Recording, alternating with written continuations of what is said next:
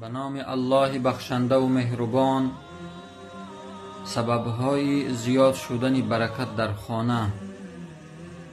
برکت کلمه هست که دائما میشنویم، ولکن افسوس که در خانه هایمان برکت نمانده است. نه در وقتمان برکت مانده است و نه در رزقمان. کلیدهای برکت 8 تایند و همه اش از قرآن و سنت هستند. کلید اول تلاوت قرآن کریم. قال الله تبارک و تعالی: و هذا کتاب انزلناه مبارک. و این قرآن کریم را ما برکت قرار دادیم از خلال اندیشه و تفکر کردن در آیاتهایش و تعلیم گرفتن و در حیات تطبیق کردن.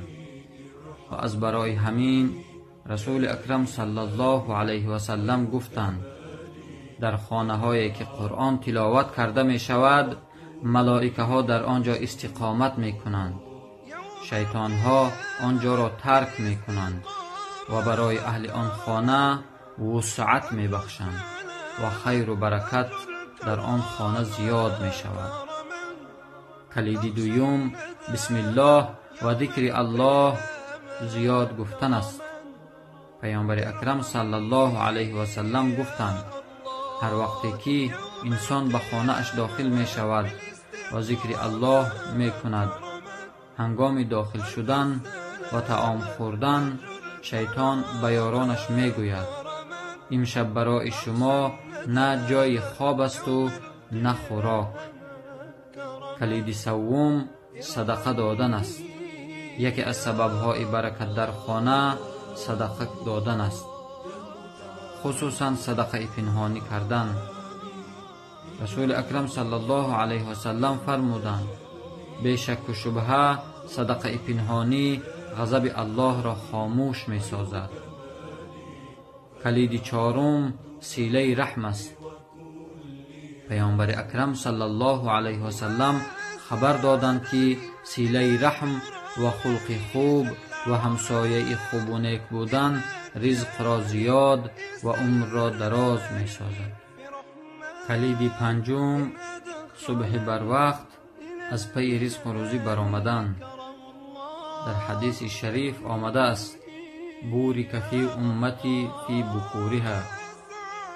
رسول اکرم صلی الله علیه و سلم فرمودند برکت داده شد بر امت من در صبح بر وقت از پی رزق و روزی برآمدن. کلید ششم برپا داشتن نماز در وقتش با ارکانهایش، با رکوع و سجده هایش. قال الله تبارک و تعالی وأمر أهلك بالصلاة واصطبر عليها لا نسألك رزقا نحن نرزقك والعاقبة للتقوى.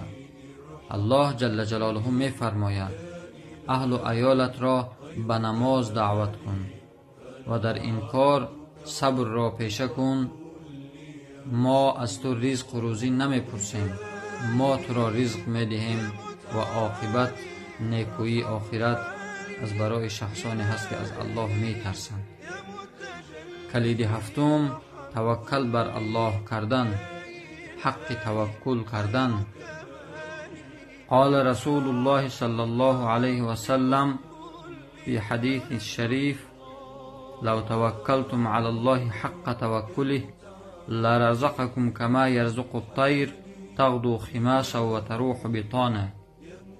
رسول اکرم صلی الله علیه و سلم در حدیث شریف گفتند اگر شما توکل کنید به الله توکل حقیقی، قسم به الله که شما را رزق می دهد همچنانه که پرنده را رزق می دهد، در حالی که پرنده صبح بر وقت از خانه شکم خالی بیرون می شود و بیگاه با شکم پر به خانه داخل می شود.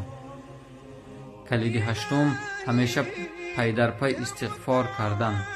بسیار استغفار کردن مصدر رزق است، مرکز رزق است، چنانه که رسول اکرم صلی الله علیه و سلم فرمودند من لزم الاستغفار جعل الله له من كل ضيق مخرجا و من كل هم فرجا و رزقه من حیث لا یحتسب. پیامبر اکرم صلی الله علیه و سلم فرمودند هر شخصی که استغفار را بر خود لازم گیرد، هر صبح و شام 100 بار زیاد استغفر الله و اتوب الیه، استغفر الله و اتوب الیه گوید، میگرداند الله جل جلاله برای او از هر تنگی و مشقت راه بیرون شدن را و از هر غم و اندوه آزاد شدن را و روزی میدهد، رزق میرساند او را از جایی که در فکر و خیالش نیست. الله جل جلاله به بندگانش میگوید گر یاد کنی مرا تو را یاد کنم، گر شاد کنی مرا تو را شاد کنم، گر یاد کنی مرا تو اندر شب تار، من در لحدی تنگ تو را یاد کنم. و السلام علیکم و رحمت الله و برکاته.